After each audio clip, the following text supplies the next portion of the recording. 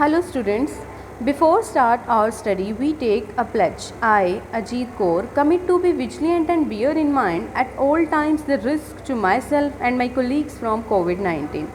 I promise to take all necessary precautions that prevent the spread of this deadly virus. I promise to follow and encourage others to follow the key COVID appropriate behaviors.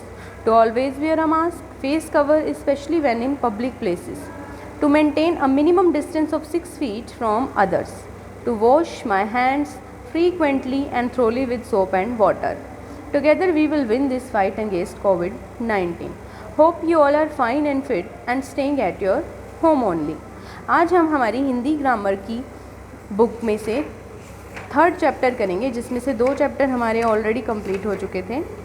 Third chapter हमारा है शब्द विचार, page number 18 और third chapter है शब्द विचार। शब्द क्या है? एक अथवा एक से अधिक वर्णों के सार्थक समूह को शब्द कहते हैं। वर्णों के सार्थक समूह को, वर्ण क्या है? अक्षर। अक्षरों का जो एक समूह बनता है उससे मिलकर हमारा क्या बनता है? शब्द। जैसे हिरन, कमल, महिला। अब यहाँ चित्रों के नीचे दिए गए वर्ण समूह किसी न किसी अर्थ की ओर संकेत कर रहे हैं। वर्ण समूह मतलब वर्णों का समूह, अक्षरों के समूह से जो ये शब्द बना है वो किसी अर्थ की ओर संकेत कर रहा है। जैसे हिरन, कमल, महिला, इनका कुछ मीनिंग है, अतः ये शब्द की श्रेणी में आते हैं। अब इन्हीं वर्णों के समूह को उलट पुलट करके देखिए। जैसे कि हिरन है, नरही, कमल को लमक, महिला को लाहिम। अब क्या इन्हें सुनकर या पढ़कर आंखों के सामने कोई चित्र उभरता है?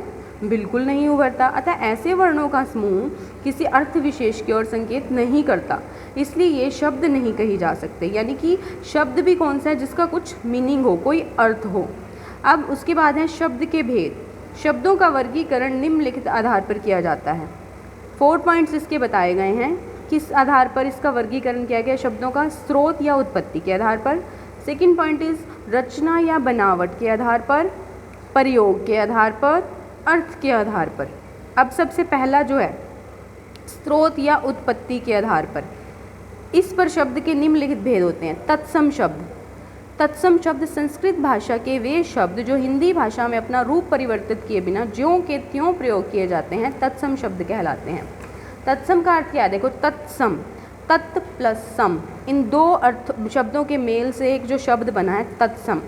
तत् का अर्थ है उसके और सम का अर्थ है समान, अर्थात ज्यों का त्यों। जिन शब्दों को संस्कृत से बिना किसी परिवर्तन के लिया जाता है, जैसे कि यहाँ बताया ज्यों का त्यों, एज इट इज़, ये हैं शब्द संस्कृत के, पर उन्हें हिंदी में एज इट इज़, ज्यों का त्यों प्रयोग किया जाता है, वो तत्सम शब्द कहलाते हैं। जैसे कन्या, पुष्प, दुग्ध, लता, मुनि, ये हैं शब्द संस्कृत भाषा के, पर इसे हिंदी में एज इट इज़, बिना किसी चेंजेस के, परिवर्तित किए बिना, बिना किसी परिवर्तन के, बिना किसी चेंजेस के, ज्यों के त्यों एज इट इज़ प्रयोग किया जाता है, वो क्या होते हैं? तत्सम शब्द। सेकेंड है तद्भव।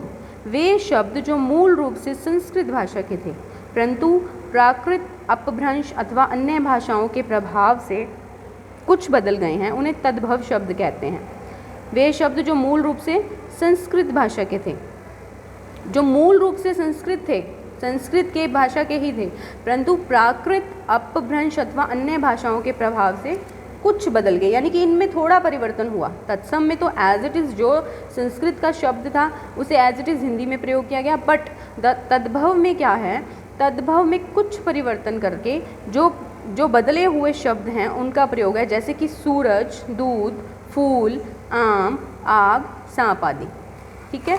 उसके बाद कुछ प्रमुख तत्सम शब्दों के तद्भव रूप देखिए। जैसे कि यहाँ तत्सम शब्द दिए हुए हैं, फिर उनमें थोड़ा सा परिवर्तन करके तद्भव रूप दे दिया गया है, जिसे हम हिंदी में प्रयोग करते हैं। ये तत्सम है और ये इसका तद्भव है। लाइक मयूर, मयूर तत्सम शब्द में मयूर है, मयूर को हमने तद्भव में कुछ परिवर्तन किया, हिंदी में प्रयोग किया मोर।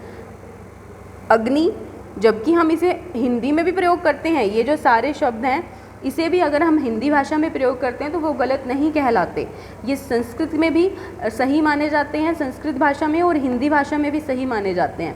एज इट इज़ इसका प्रयोग होता है, ये तत्सम कहलाते हैं, और जो जिनको हल्का सा चेंज कर दिया जाता है वो तद्भव हो जाते हैं। अब जैसे कि अश्रु है, उसका आंसू, मस्तक माथा, कूप कुआं, आम्र आम, ग्राम गांव, सर्प सांप, जैसे कि सप्त सात, लक्ष लाख, श्वेत सफ़ेद, हस्ती हाथी, रात्रि रात, ग्रह घर, वानर बंदर। इसी तरह से समझ में आ गया आपको तत्सम और तद्भव में क्या फ़र्क है यहाँ पर।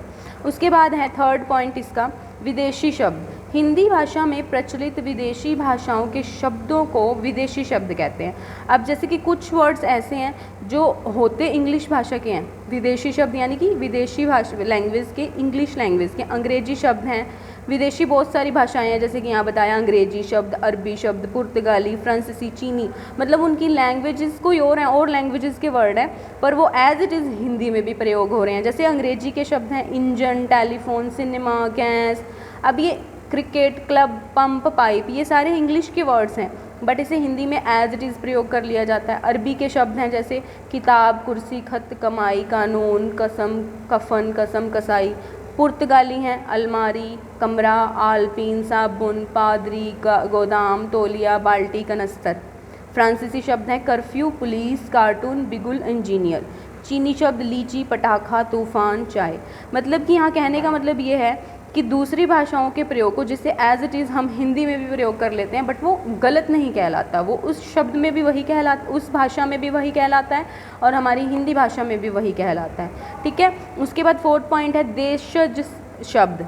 देशज का अर्थ है देश में पैदा हुआ, जो हमारे देश में ऐसे शब्द जो न तो संस्कृत से आए हैं न ही संस्कृत शब्दों के बिगड़े हुए रूप हैं, यानी बिगड़े हुए रूप संस्कृत का एज इट इज़ तत्सम, तद्भव उसमें हल्का सा परिवर्तन करके, ना तो वो संस्कृत से आए हैं, कुछ ऐसे भी शब्द हैं जिन्हें हम देशज बोलते हैं जो ना तो संस्कृत से आए हैं और ना ही संस्कृत शब्दों के बिगड़े हुए रूप हैं, परंतु लोक भाषाओं से आए हैं। लोक भाषाएं कौन सी होती हैं? जो नॉर्मली लोक भाषाएं बोली जाती हैं, हमारे देश में बोली जाती हैं, उन्हें देशज शब्द कहते हैं। देशज शब्द जैसे रोटी, पेट, लड़का, पगड़ी, झोला, पिल्ला, खटिया, थैला, जूता, गाड़ी, लोटा, टांग, फावड़ा, झंझट, अटकल।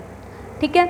उसके बाद है रचना के आधार पर शब्द के निम्नलिखित भेद होते हैं। रूढ़ शब्द, यौगिक शब्द, योग रूढ़ शब्द। अब आओ देखते हैं ये तीनों हैं क्या। रूढ़ शब्द क्या है, यौगिक क्या है, योग रूढ़ का है। रचना के आधार पर अब यहाँ पर बात हो रही है। ठीक है। अब देखिए रचना के आधार पर सबसे पहले जो बताया उन्होंने रूढ़ शब्द। क्या है रूढ़ शब्द? जिन शब्दों के टुकड़ों का कोई अर्थ नहीं होता और जो शब्द परंपरा से किसी विशेष अर्थ के लिए चले आ रहे हैं, रूढ़ शब्द कहलाते हैं। जिन शब्दों के टुकड़ों का कोई अर्थ ही नहीं होता, यानी कि उनका कोई मीनिंग ही नहीं है और परंपरा से किसी विशेष अर्थ के लिए चले जाते हैं, उन्हें रूढ़। जैसे कि घर, फल, नल, फूल, आँख, बिल्ली। अब इनके टुकड़ों, अगर इनके टुकड़े कर दिए जाएं, घर, घ, र, इसके अगर हम टुकड़े भी करें तो इसका कोई मीनिंग नहीं रह जाता, पर फिर भी ये शब्द जो है किसी विशेष अर्थ के लिए इनका एक मीनिंग है। घर का एक मीनिंग है, फल है, नल है, फूल है। इनके टुकड़े करने पर इनका कोई मीनिंग नहीं रह जाता, पर फिर भी इनका खुद का एक विशेष अर्थ है, इसलिए ये रूढ़ शब्द कहलाते हैं। सेकंड है यौगिक शब्द। यौगिक, योग का अर्थ है जुड़ना। जो शब्द दो या अधिक शब्दों के मेल से बने होते हैं उन्हें यौगिक शब्द कहते हैं। योग यानी कि जुड़ना, दो शब्द या दो शब्दों या उससे भी अधिक शब्दों के मेल से जो शब्द बनता है वो यौगिक शब्द है। अब यौगिक शब्द में एक रूढ़ शब्द तथा उसके अतिरिक्त एक शब्द या शब्दांश होता है। रूढ़ शब्द कैसा? रूढ़ शब्द कैसा? जिसके टुकड़े नहीं होते, टुकड़ा हो जाए उसका तो उसका कोई अर्थ नहीं रहता। एक रूढ़ शब्द होता है यौगिक में और उसके अतिरिक्त एक और शब्द होता है, शब्द या शब्दांश। उसके मेल से, उन दोनों के मेल से जो बनता है वो यौगिक शब्द है। जैसे हिम प्लस आल्य, हिमालय। गुण प्लस वान। अब इसमें एक रूढ़ शब्द है गुण, जिसका कोई जोड़ नहीं है। एक अलग से फिर शब्द है जिसके मेल से, इन दोनों के मेल से क्या बना? रूढ़ शब्द प्लस रूढ़ शब्द और उसके साथ एक और शब्द या शब्दांश। उन दोनों के जोड़ से जो शब्द बनता है वो क्या कहलाता है? यौगिक शब्द। जैसे कि गुण प्लस वान, गुणवान। राजा प्लस पुत्र, राजपुत्र। ठीक है। नेक्स्ट थर्ड जो पॉइंट था हमारा योग रूढ़। सबसे पहले हमें पढ़ा रूढ़ शब्द, यौगिक शब्द। अब थर्ड क्या था? योग रूढ़ शब्द। वे शब्द दो अथवा दो से अधिक शब्दों के मेल से बने हों तथा सामान्य अर्थ को छोड़कर किसी विशेष अर्थ को प्रकट करते हैं।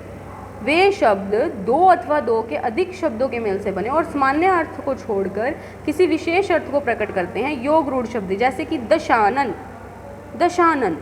देखो कितना डिफरेंट है, बट इसके टुकड़े करते हैं 10 प्लस आनन दशानन, दश।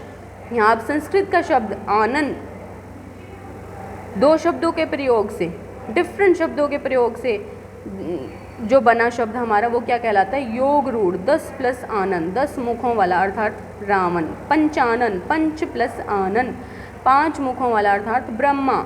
नीलकंठ, नील प्लस कंठ, नीला है कंठ जिसका अर्थ शिव।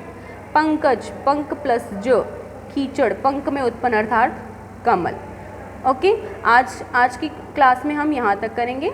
इससे आगे जो हमारा चैप्टर है हम नेक्स्ट वीडियो में पढ़ेंगे। Okay, thank you students.